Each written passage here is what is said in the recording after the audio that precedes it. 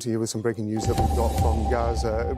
We were mentioning it before. Our colleague from Al-Jazeera Mubasher, Mohammed Wishah, has been killed after his car was hit in an Israeli drone strike. And we can see some of the pictures there that are apparently of his car, the aftermath of that attack. We understand, as I say, that it was an Israeli drone strike. There have been many drone strikes that have been carried out by Israel since the ceasefire was originally signed in October of last year. You can see some of the, you can see again these pictures of what appeared to be some sort of devastation. The car, the shell of the car there with the smoke coming out. I want to come back to our two guests here.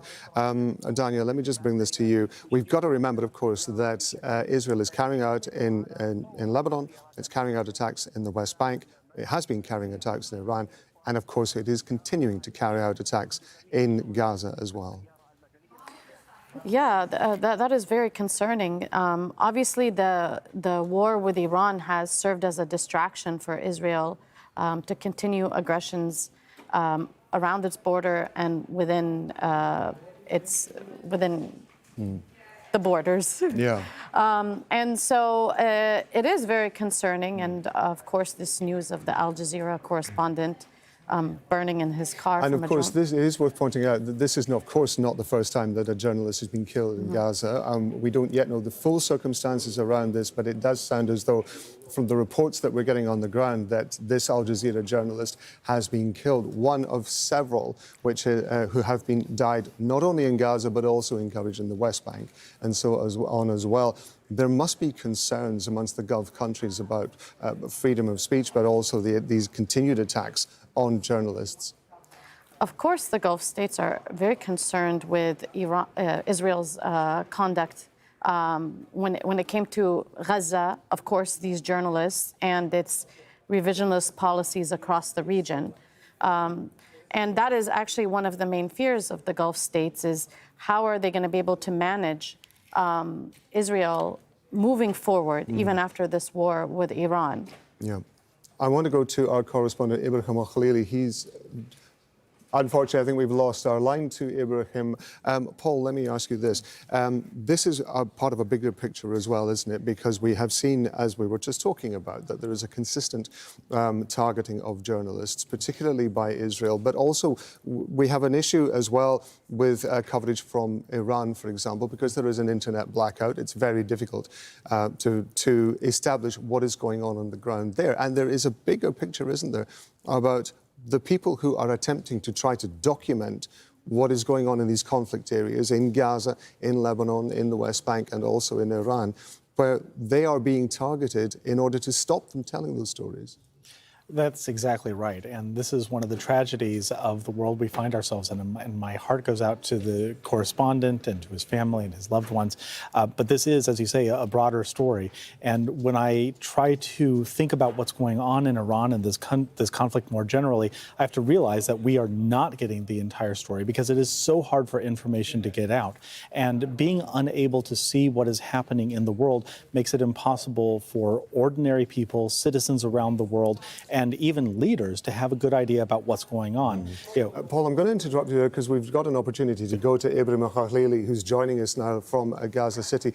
Ibrahim, what more do we know about what's been happening?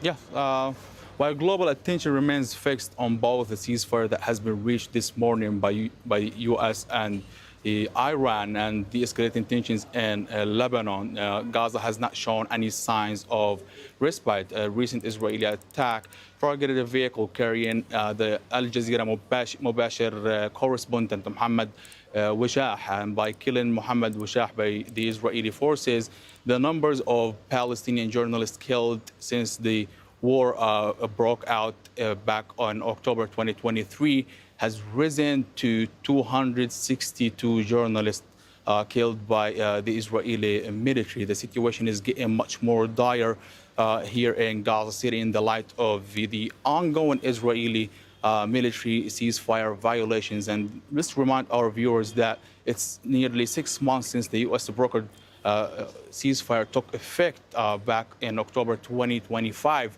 And the Israeli military ceasefire violations continue here in the Gaza Strip, targeting journalists like Mohammed Wishah, who has been covering the Israeli genocidal war on the Gaza Strip since day one, and now he was targeted and brutally killed while he was driving on the main road, on Al-Rashid road in Gaza City. And this is a blatant ceasefire violation, and the government media office says the Israeli military committed around 2,000 ceasefire violations since the ceasefire took effect here in the besieged Gaza Strip. It's not only that attack that targeted journalists who have been relentlessly covering the ongoing attacks and genocides carried out by the Israeli military throughout the war, and even after the war came to an end. They have been covering since the last 6 months, after 6 months of the ceasefire, but now they ended up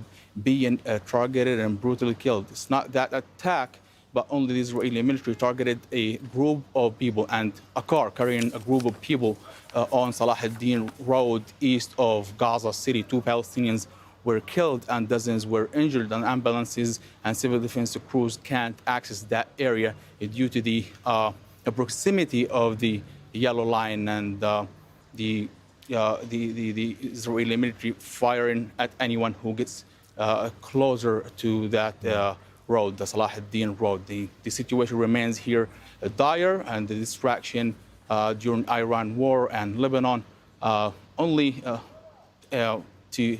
lift the situation here in the Gaza Strip to escalate more and more.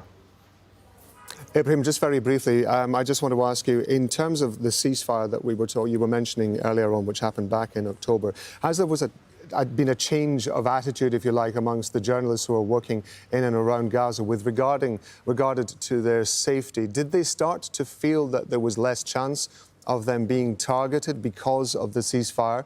Or are they using the same safety precautions that they had been using during the war? From the recent attacks that were carried out by the Israeli military on journalists, there's no any kind of safety measures provided to Palestinian journalists. They were killed and massacred during Israel's war, and now they are being targeted constantly by the Israeli military after the ceasefire took effect. Like, Palestinian journalists feel like they are a target to the Israeli military for just telling the truth and letting the world know what's happening here on the ground. And the constant attacks on journalists here in Gaza City, and as I said, the number has risen to 262, and not only during the war, but even after the ceasefire took effect. The Israeli military targeted multiple journalists while they were doing their jobs. Some journalists were trying to film by a drone in a very safe area, and they were targeted and brutally killed just for them to show the world the scale of devastation by